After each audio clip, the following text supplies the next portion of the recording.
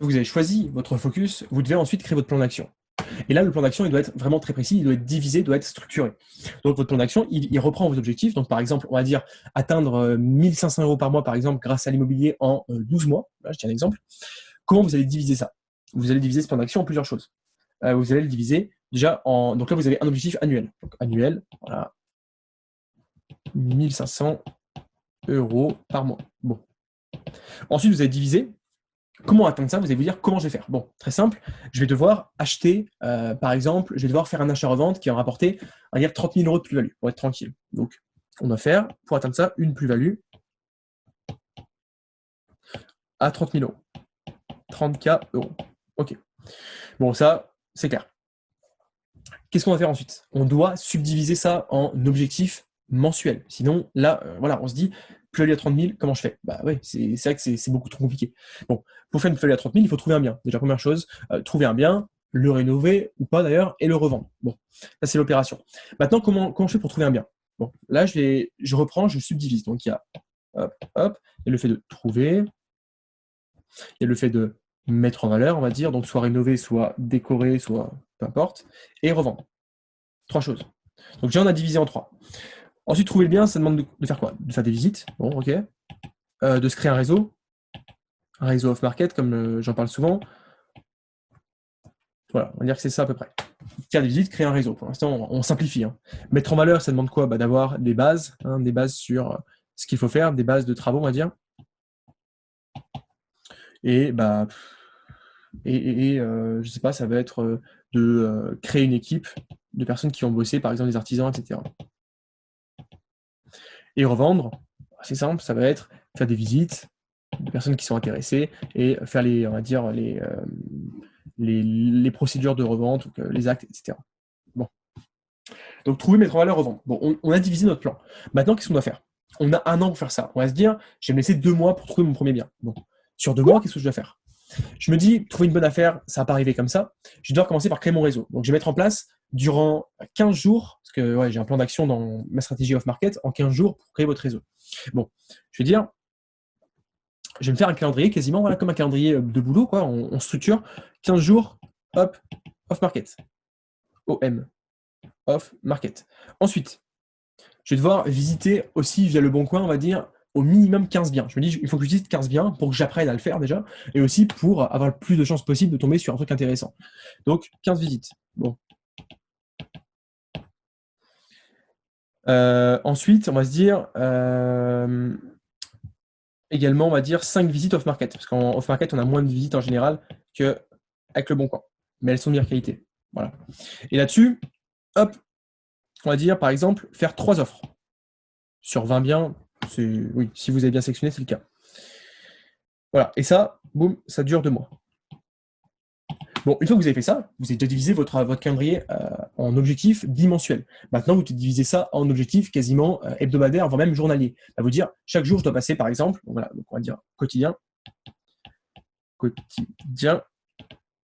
boum, chaque jour, je dois passer 10 minutes, pas plus, 10 minutes sur le Bon Coin pour chercher les biens. Chaque jour, je dois appeler 2 agents, par exemple, 2 agents ou 2 annonces, enfin 2 vendeurs. Chaque semaine, je dois visiter au moins 3 biens. 3 visites. 3 biens. Etc., etc. Je ne vais pas vous faire tout le laïus, mais vous avez compris. Vous divisez ça par semaine et vous avez votre plan d'action qui est détaillé. C'est-à-dire que, quoi qu'il se passe, c'est comme si vous étiez votre propre chef. Vous avez votre chef derrière qui vous dit, à la fin de la semaine, est-ce que tu as fait tes 3 visites? Est-ce que tu as passé tes 10 minutes sur le Bon Coin chaque jour? Est-ce que tu as appelé tes 2 agents par jour? Oui ou non? Tu fais une liste et boum, tu coches. Bam, bam, bam, bam, bam. Tu deviens ton propre chef, tu t'organises. Parce qu'en fait, finalement, tout ce qu'on n'aime pas dans le salariat, c'est ça, c'est le fait d'être dirigé, etc. Mais quand c'est pour soi, quand on fait le travail pour soi, quand on a un pourquoi qui est puissant, on le fait ça. On le fait parce qu'on a un objectif à atteindre. Voilà. Donc ça devient tout de suite beaucoup plus simple.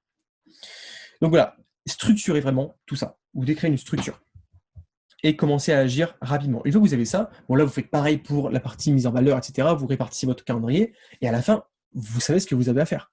Vous n'avez plus qu'à passer à l'action et à faire les choses que vous avez à faire. C'est beaucoup plus simple d'avoir un objectif à faire tous les jours, une petite chose à faire chaque jour, plutôt qu'une montagne de choses à faire sur un an. Parce que sinon, on procrastine, on remet toujours au lendemain. Si aujourd'hui, par exemple, vous voulez créer une entreprise, vous vous dites, créer une entreprise, je vais subdiviser ça. D'ailleurs, j'ai un outil qui est très bien, qui s'appelle Trello. Je vous l'ouvrirai tout à l'heure sur l'ordi. Vous pouvez subdiviser, vous pouvez faire des tableaux comme ça. En fait, créer une entreprise, ça demande quoi? De trouver un produit, trouver un marché, trouver des clients, etc. Vous allez subdiviser tout ça, vous allez tout écrire, tout détailler, sous forme un peu de mind map, si vous voulez. Une mind map, c'est ça, hein, c'est un, je vous dessine, mais hop, avec des traits, hop, hop, hop. Je ne sais pas si vous connaissez, bon, vous pouvez faire ça sur ordi ou sur tablette, comme ça. Vous écrivez ici, par exemple, business. Bon, un business, ça demande de quoi? De l'administratif au départ. Ici, ça demande de trouver des clients. Ici, de faire du marketing. Bon, voilà, vous avez compris. Faire ça, c'est la première étape pour avoir une vision d'ensemble. Ensuite, vous prenez toutes ces tâches et vous les divisez par ordre de priorité et par ordre chronologique. Et vous définissez une petite tâche par jour.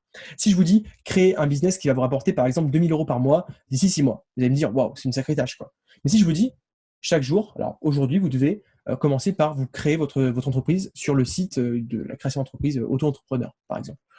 Ouais, ça paraît accessible. Je vous dis, demain, vous allez aller sur un forum et vous renseigner sur les besoins des gens dans un domaine particulier. Par exemple, dans le domaine du vélo. Voilà. Qu'est-ce qu'ils ont? Ils ont besoin de quoi? Bon, ils ont besoin, par exemple, d'un compteur pour vélo. Bon. De vous renseigner sur les compteurs pour vélo, ce qu'est le besoin vraiment des gens. Bon, une fois, vous faites ça le lendemain. Ça vous prend une demi-heure. Ça paraît accessible. Le jour suivant, je vous dis, vous allez prendre contact sur les forums avec les gens et leur poser des questions sur ce qu'il leur manque dans leur compteur de vélo. Bon. Pareil, ça prend une demi-heure. Le lendemain, vous allez regarder les réponses. Vous allez leur répondre, etc. Échanger avec eux, parler avec des passionnés pour voir quels seraient leurs besoins, encore une fois. Qu'est-ce qu'il manque? Ok. Le jour suivant, vous allez aller sur des marketplaces où il y a des vendeurs chinois, par exemple, qui produisent des compteurs et vous allez discuter, voir un petit peu ce qu'ils proposent. Voilà. Le jour suivant, vous allez discuter avec eux, leur poser des questions et demander s'ils peuvent faire telle amélioration ou telle amélioration que les cyclistes vous ont demandé. Bon, vous mettez ça en place. Vous posez les questions, vous réceptionnez le lendemain les réponses, vous renvoyez le lendemain, etc. Vous voyez, là, on a fait un plan sur une semaine. Au bout d'une semaine, on a déjà une idée de produit, par exemple, qui peut potentiellement être viable. On a déjà contacté des fournisseurs, on a déjà vu quelles étaient les innovations possibles. Ensuite, on peut imaginer qu'on va demander au vendeur s'il peut mettre notre marque, créer une marque et nous mettre la marque sur le produit, nous l'expédier pour qu'on puisse le tester. Ensuite, une fois qu'on l'aura reçu, le mettre en vente sur un site web de e-commerce, faire des publicités, etc. et commencer à avoir son premier trafic vers son produit et commencer à vendre ses premiers exemplaires. Là, c'est un exemple tout bête, mais se dire générer par exemple 2 000 € avec son business, ça paraît lointain, ça paraît difficile parce qu'il y a beaucoup de sous-tâches, mais quand on subdivise tout ça et qu'on met ça dans un ordre chronologique avec une petite tâche quotidienne qui prend une demi-heure, vous allez voir que ça devient tout de suite beaucoup plus accessible. Et surtout, on a une lisibilité, on voit une évolution. Chaque jour, vous pouvez cocher une case. Et ça, c'est super important pour la motivation. Parce que si chaque jour, vous voyez que vous vous approchez petit à petit du terme, franchement, c'est ultra motivant. Et là, vous aurez une motivation de faire parce que vous aurez l'impression d'avancer. Si vous n'avez pas la structure globale, vous avez l'impression de ne pas avancer, d'aller un peu à droite, d'aller un peu à gauche. Je vais prendre l'exemple de mon bouquin. Mon livre, là, je l'ai écrit, ça m'a pris 7 jours d'écriture pure. 7 jours pile, je crois, 7 ou 8 jours d'ailleurs, je ne sais plus. 7 jours, chaque jour, j'écris. C'est bien simple, chaque jour, j'écris. Pendant 7 jours, je me levais le matin, j'allais manger, etc. Et je me mettais à écrire pendant 3 heures, puis je faisais une pause, je faisais autre chose, et je me remettais à écrire le soir pendant 3 heures à peu près. Voilà. Chaque jour, j'avançais. Chaque jour, je voyais le nombre de mots augmenter. C'est super simple parce que chaque jour, j'avais quelque chose à faire. Je me disais, j'avais déjà fait mon plan, tu n'as plus qu'à écrire. Donc, je n'ai pas d'angoisse, comme on dit, l'angoisse de la page blanche. Non, parce que j'avais déjà un plan. Je savais que je devais faire telle partie, telle partie, telle partie. Donc, vu que c'était structuré, c'était simple à écrire. C'était vraiment très, très simple. Et du coup, j'avais juste à me dire, chaque jour, tu écris par exemple 7 000 mots ou 10 000 mots, ou 5 000, peu importe. Et j'écrivais mes mots. Et à la fin de la journée, j'avais avancé d'un pas de plus vers mon objectif. Et à la fin, je savais que je devais atteindre autour de 45 000 mots, 50 000 mots. Voilà. Et du coup, à la fin, une fois que j'ai atteint, ça m'a paru linéaire. J'ai juste eu à écrire un petit peu chaque jour, à faire une tâche quotidienne qui ne me paraissait pas insurmontable. Et à la fin, j'ai mon bouquin. D'ailleurs, il est là. Hop, je vais vous montrer. Hop. Ça, c'est une partie du manuscrit. Donc là, il y a 130 pages, tout comme ça. Et là, il y en a encore une cinquantaine ici, que je n'ai pas encore relu. En fait, je l'ai imprimé intégralement pour le relire. Vous voyez, ça fait quand même, là, c'est qu'une partie, hein, c'est que 2 tiers, mais ça fait quand même quelques pages.